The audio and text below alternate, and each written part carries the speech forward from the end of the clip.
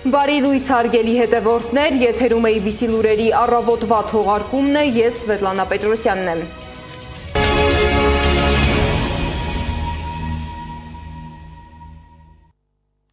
Սուրբ Աննա եկեղեցում Նիկոլ Փաշինյանի մասնակցությամբ տեղի ունեցած միջադեպից հետո ձերբակալված 18-ամյա Դավիթ Մինասյանին կալանավորելու վերաբերյալ միջնորդության քննությունն ավարտվել է։ Երևանի ընդհանուր իրավասության դատարանը դատավոր մնացական Մարտիրոսյանի նախագահությամբ շուրջ 6 ժամ քննությունից հետո հայտնել է, որ դատարանը որոշումը կհրապարակի այսօր ժամը 12-ին։ Ներկայացվեց, բայց Դավիթիս էլի տարան բնականաբար ԶՊՎ։ Ես գտնում եմ, որ ընդհանրապես խափանման միջոց չպետք է կիրառվի, որտեղ իմ բոլոր գոլեգաները հիմնավորեցին, մենք հիմնավորեցինք, որ ընդհանրապես բացակայում է հիմնավոր կասկածը։ Բայց հաշվի առնելով Դավիթ Մինասյանին անձը, հաշվի առնելով 18 տարեկան լինելու հանգամանքը, հաշվի առնելով մի շարք այլ հանգամանքներ, ինչի մասին խոսել եմ, միջնորդել ենք նաև այլընտրանքային խափանման միջոցներ։ Խոսքը գնում է 18 տարեկան միջին ծանրության ենթադրյալ հանցագործության մասին։ Նա ընդամենը 18 տարեկան է, նոր է դարձել 18 տարեկան։ Չի էլ կողմնորոշվում, թե իր հետ ինչ է կատարվում։ Նոր ինձ հարցում է, բա հիմա ինձ ինչ են անելու, բա հիմա ինձ ուր են տանելու։ Չի էլ պատկերացնում, որ ինչ պետք է լինի իր հետ։ Անկեղծ ես Դավիթին նայում եմ ու չգիտեի, ասում եմ, խնդրում եմ Դավիթ ջան, հույսով եմ վաղը արդեն տուն են գնալու, այս մի օրն էլ բալ ես դիմացի, անկեղծ եմ ասում, այդպես եմ իրան ճանապարհել։ Դավիթի և նրա երկվորյակ եղբոր Միքայելի մայրը Գայանե Մինասյանը բաց նամակ է գրել դատարանին, խնդրելով որդուն թողնել ազատության մեջ մինչև հիմնական դատական նիստերը։ Մայրը նշել է, որ Դավիթը դեռ մանկուց առողջական խնդիրներ ունի և շուրջօրյա հատուկ խնամքի կարիք ունի։ Առողջական խնդիրներով պայմանավորված դեռևս 4 տարեկանից Դավիթն ունի շուրջօրյա հատուկ խնամքի կարիք։ Ինքը լինելով մասնագիտության բժիշկ, ամեն օր հոգ եմ տանում նրա առողջության մասին։ Որպես ծնող, որպես մայր խնդրում եմ ձեզ ըմբռնումով մոտենալ իմ խնդրանքին, քանի որ 18-ամյա տղայից առողջական վիճակն իսկապես անհամատեղելի է կալանքի հետ եւ կարող է ունենալ ճակատագրական հետևանքներ։ Հավաստիացնում եմ, որ ես եւ իմ ընտանիքը պատրաստ ենք աջակցել դատարանի անաչառ քննությանը, ուստի կրկին խնդրում եմ ընդառաջել ինձ եւ թույլ տալ որդուս խնամել տանը, մինչև հիմնական դատավարություն։ Եղբայրների պաշտպաններից Վարդուհի Էլբակյանը ավելի վաղ հայտնել է, որ վարույթ իրականացնող մարմինը միջնորդել է 2 ամսով կալանավորել եղբայրներից մեկին, Դավիթ Մինասյանին։ Պաշտպանի գնահատմամբ վարույթ իրականացնող մարմինը չի կարողանում հիմնավորել ներկայացված միջնորդությունը։ Դավիթը ոչինչ, այսպես ասեմ, ամեն դեպքում ես իր ձեռքը բռնած եմ դատական նիստին նստած, բայց ասեմ, որ նաև դատավորը իրեն հարցրեց, եթե դու վատ ես զգում, բոլոր հարցերին թույլատրեց անգամ նստած պատասխանելու։ Ես սարսափելի լավատես եմ, հույս ունենամ, որ այս անգամ չենք ունենալու են ինչ կանխատեսումներ, որ արդեն արվում է։ Կարող եմ ասել, ուղղակի դատարանը որևէ հարցադրում մեր կողմից չի հանում, թույլատրել է, որ այս ամբողջ ժամանակահատվածում մեր կողմից հարցադրումները հնչեցվեն։ Ամեն դեպքում դատարանը այս պահին պետք է արձանագրենք, որ մեր մրցակցության իրավունքը ապահովում է։ Դատարանի բակում հաջակցություն Դավիթի հավաքվել էին ընտանիքի անդամներն ու աջակիցները։ Այնտեղ էր նաև մի քանի ժամ առաջ արձակված եղբայրը Միքայելը։ Միքայելի նկատմամբ խափանման միջոց է ընտրվել ստորագրությունը երկրից չբացակայելու մասին, նաև կիրառվել է գրավ։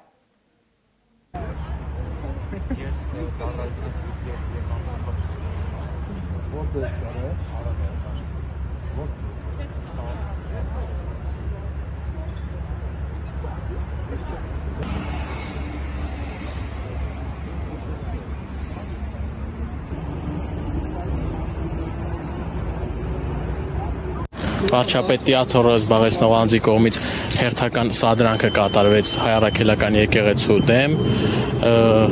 եւ ականատես եղանք դրան հաջորդող ապօրինություններին Հայաստանի Հանրապետությունում, ինչպես միշտ շեշտում եմ, օր-օրի ավելանում են քաղբանտարկյալները։ Բնականաբար այստեղ է մի աջակցություն տղաների,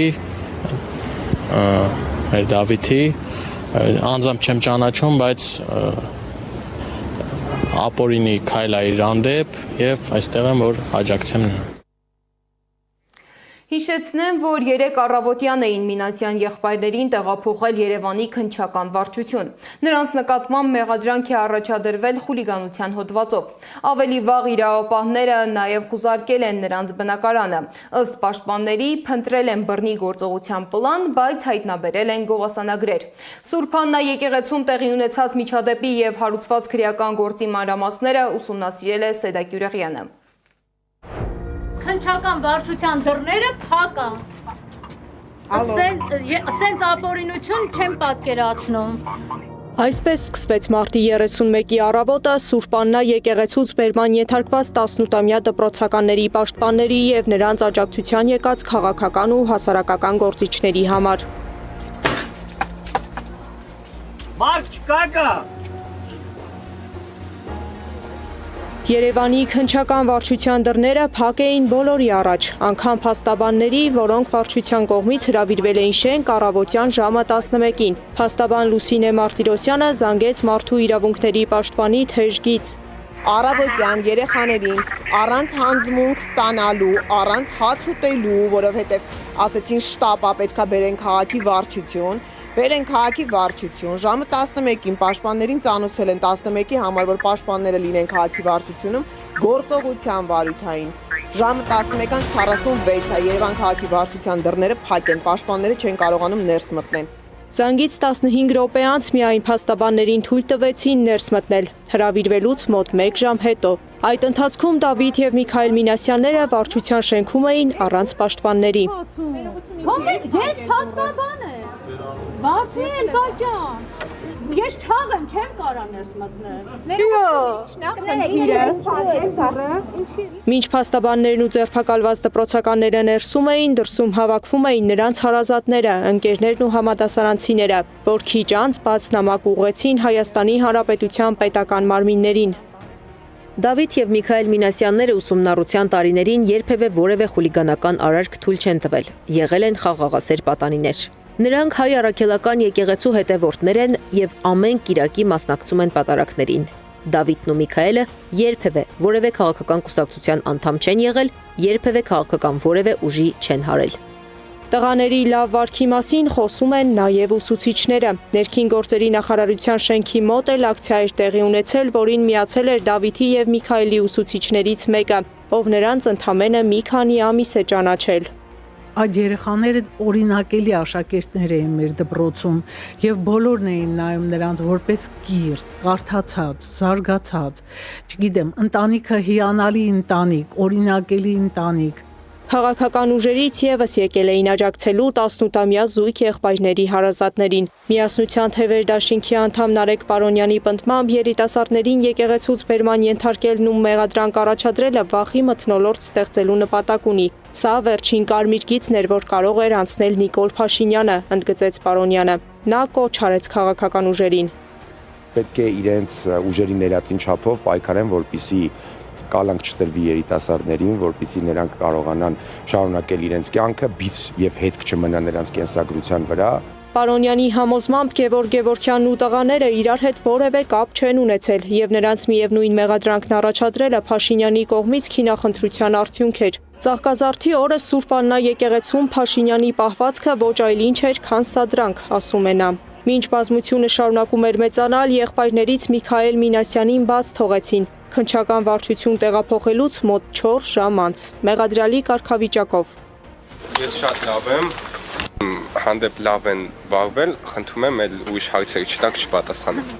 Իսկ Դավիթ Մինասյանին, ում առողջական խնդիրն ի դեպ անհամատեղելի է անազատության հետ, տեղափոխել են դատարան, խափանման միջոց կալանքը քննելու համար, հայտնեց փաստաբան Մարտիրոսյանը։ Սեդա Գյուրեղյան, Տարոն Ղանդիլյան, Նոնա Գևորգյան, ABC Media։ Եկեղեցու միջադեպից հետո եւս մեկ երիտասարդ է ձերբակալվել, հայտնել է փաստաբան Ռուբեն Մելիքյանը։ Լսենք, թե ինչ մանրամասներ է հայտնում Մելիքյանը։ Այս մեր Միքայելը հաստորեն այդ ժամանակ, երբ որ ես այդ լայվն է անում, դրանից խաղը 5-10 րոպե առաջ կամ մի քիչ հետո, չգիտեմ, աղբը թափելու դուրս է գալի, այդ շարասյունը բանը տեսնում է, եւ մոտենում է Շատ ներողություն, թքումը Նիկոլ Փաշինյանի մեքենայի վրա։ Տեսեք, Իհատ փորձենք գնահատել այդ մեքենայի կարգավիճակը այդ պահին։ Արդյոք դա այդ պահին կարելի է համարել, որ տենց ինքը պետական գործառույթ էր իրականացնում։ Ոչ մի պետական գործառույթ չէր իրականացնում, քաղաքական գործառույթ էր իրականացնում։ Այդ պահին Նիկոլ Փաշինյանը զբաղվում էր քաղաքական գործունեությամբ, եւ այն, որ ինքը այդ ծառայողական մեքենայով էր, դա հանիրավի առավելություն է մյուս քաղաքական ուժերի նկատմամբ։ Սա ուղղակի եմ ասում, հետա այդպես ամենայական բանը չի։ Ձևակերպում է իրան թույլ տալիս, ասում է հարցնում են ասում ինչի ես դա արել, ասել է որտեղ թուրքը ծախել է մեր հողերը։ Միքայելին ձերբակալում են խուլիգանության կասկածով։ Ես մի քանի ժամ հետո ներգրավում եմ, այս ընթացքում որ ես նաև քիչ пассив է դրանով էր պայմանավորված, երեխայի մոտ է այցելում ԶՊՎ քնչական գործողություններ եւ այլն։ Եվ այսօր հրավիրում են մեզ եւ դեռ նստած էր ՑՊՎ-ում, Էրեբուն ու Բաժնում հրավիրում են եւ դատախազի որոշումն են ներկայացնում, սա դատախազն է որոշում, ոչ թե քնչականը,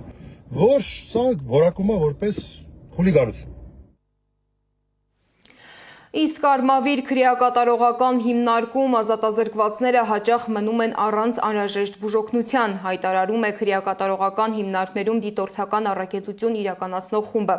Դիտորդների այցելության ընթացքում արձանագրվել են առողջության պահպանման եւ բուժօգնություն ստանալու իրավունքի լուրջ խախտումներ։ Նշվում է, որ եղել են դեպքեր, երբ ազատազրկված անձիկ փորձել են ինքնասպան լինել կամ հայտարարել են հացադուլ, սակայն չեն ստացել պատշաճ բժշկական օգնություն։ Իսկ ինչ է պահանջում դիտորդական խումբը, լսենք։ Ցուցաբերել անհապաղ բժշկական օգնություն բոլոր արձանագրված դեպքերով, քննարկել ազատազրկված անձանց պատժի հետ անհամատեղելի հիվանդությունների ուսումնասիրությունը եւ անկախ բժշկական գնահատումների վերաբերյալ հարցերը, պատշաճ բժշկական վերահսկողության տակ պահել ինքնավնասում, ինքնասպանության փորձ կատարած, հացադուլ հայտարարած անձանց առողջական վիճակը։ Փաստաբան Արամ Վարդևանյանը նոր մանրամասներ է հայտնել գործարար Սամվել Կարապետյանի գործի վերաբերյալ։ Նրա խոսքով վերաքննիչ դատարանը ունենալով բոլոր հիմքերը տնային կալանքը վերացնելու համար, այդուհանդերձ չի լուծել հարցը, այն թողնելով առաջիկա դատական նիստին։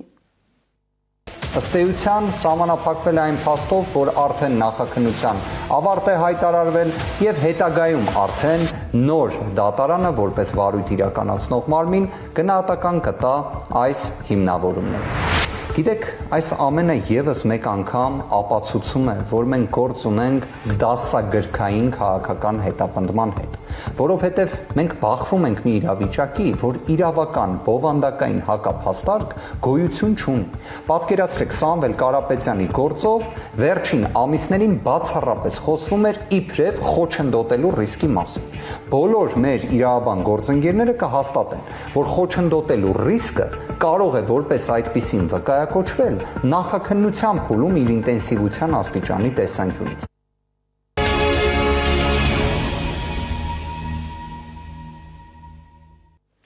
Նիկոլ Փաշինյանն այսօր աշխատանքային այցով կմեկնի Մոսկվա, հանդիպելու է Ռուսաստանի նախագահ Վլադիմիր Պուտինի հետ։ Կրեմլի հաղորդման բանակցությունների ընթացքում կքննարկվեն հայ-ռուսական ռազմավարական գործընկերության ընթացքը եւ զարգացման հեռանկարները։ Կողմերը կանդրադառնան նաեւ Եվրասիական տարածքում ինտեգրացիոն գործակցությանը եւ տարածաշրջանային օրակարգի մի շարք հարցերի։ Կրեմլի հաղորդագրությունից հետո Հայաստանի կառավարությունը եւս հաստատել է, որ Փաշինյանը կմեկնի Մոսկվա եւ կհանդիպի Պուտինի հետ։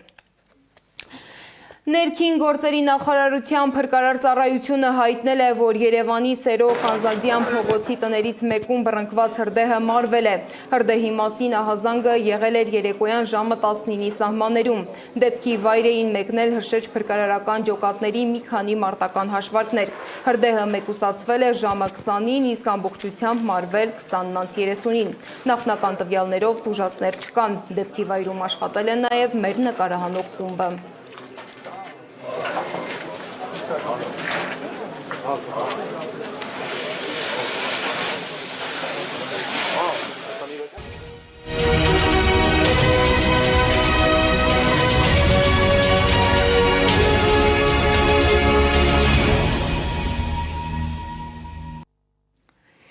Իրանի գերագույն հոգևոր առաջնորդ Մոջթաբա Խամենեին գտնվում է Իրանի տարածքում, սակայն հասկանալի պատճառներով խուսափում է հանրության առջև հայտնվելուց, հայտարարել է Թեհրանում Ռուսաստանի դեսպան Ալեքսեյ Դեդովը։ Դեդովը նշել է, որ մինչ օրս անձամբ չի հանդիպել Իրանի նոր առաջնորդի հետ։ Դիվանագետը նաև հրաժարվել է մեկնաբանել արևմտյան մամուլում շրջանառվող տեղեկությունները, թե փետրվարի 28-ին վիրավորված Խամենեին բուժման նպատակով տեղափոխվել է Մոսկվա։ Իրանի արտգործնախարար Աբբաս Արաղչին հայտարարել է, որ Իրանը չի ընդունում պարզապես հրադադարի տարբերակը եւ պահանջում է պատերազմների լիակատար դադարեցում ամբողջ տարածաշրջանում։ Նախարարի խոսքով Թեհրանը ունի հստակ պայմաններ, Իրանի դեմ հարձակումները չպետք է կրկնվեն եւ պատճառված վնասը պետք է փոխհատուցվի։ Առաջիկա օրերը Իրանի համար կարող են որոշիչ լինել։ Վաշինգտոնում կայացած ասուլիսի ժամանակ հայտարարել է ԱՄՆ պաշտպանության նախարարը։ Նրա խոսքով, եթե Թեհրանը համաձայնության չգա Վաշինգտոնի հետ, Միացյալ Նահանգները կարող է շարունակել հարվածները ավելի մեծ ինտենսիվությամբ։ Եվ վերջում եղանակի մասին։ Սպասվում է առանց տեղումների եղանակ։ Մայրաքաղաքում այսօր ցերեկը կլինի 15-ից 17, իսկ երեկոյան 3-ից 5 աստիճան տաքություն։ Այս ժամի համար նախատեսել էինք այսքանը, շարունակեք հետևել մեզ YouTube-ում, Facebook-ում, Telegram-ում, WhatsApp-ում, Instagram-ում ու TikTok-ում կամ այցելեք մեր պաշտոնական կայք www.abcmedia.am։ Շնորհակալություն, որ մեզ հետ էիք, ABC լուրերի հաջորդ թողարկումը եթերում կլինի ժամը 12-ին։ Կհանդիպենք։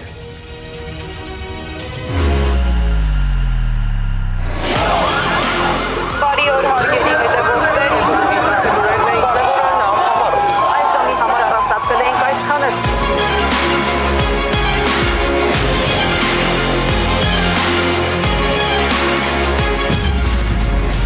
Նոր տաղավար, նոր տեխնիկա, նոր մտածողություն։ Ավելի արագ արձագանք, ավելի սուր կադր, ավելի մաքուր պատկեր։ Սա արդեն ուրիշ որակի եթեր է։ Պետք է խնդրեմ դուք միկրոֆոնը բռնեք։ Քաղաքացիները փորձել են իրենց ուժերով ոստիկանությունը մտել է իրենց բնակարան Հակակոռուպցիոն դատարանի դիմաց։ Ամեն վարքյան, ամեն ուր։ Ինչու է բռնկվել հրդեհը։ Մենք չենք խոսում ամեն ինչի մասին։ Մենք ընտրում ենք կարևորը։ Փոխիր ալիքը։ ABC Media